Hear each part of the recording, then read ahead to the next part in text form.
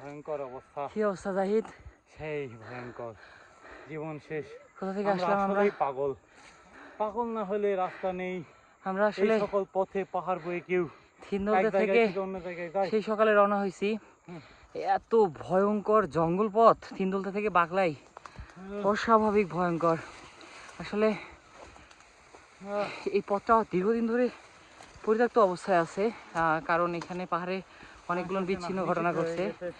এখন বিধায় আমাদেরকে এই জঙ্গল পাড়ি দিয়ে যাইতে হচ্ছে, মাঝে মাঝে হামাগুড়ি দিয়ে। এই যে এখন আমরা যেমন হামাগুড়ি দিয়ে যাচ্ছি,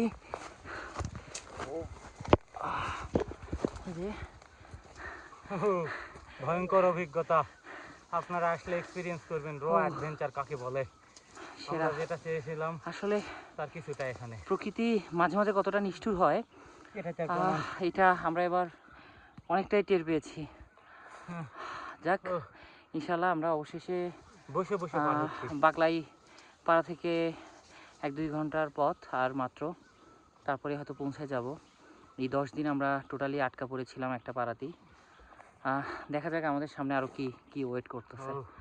বসে বসে যাচ্ছি এভাবে আর কতক্ষণ।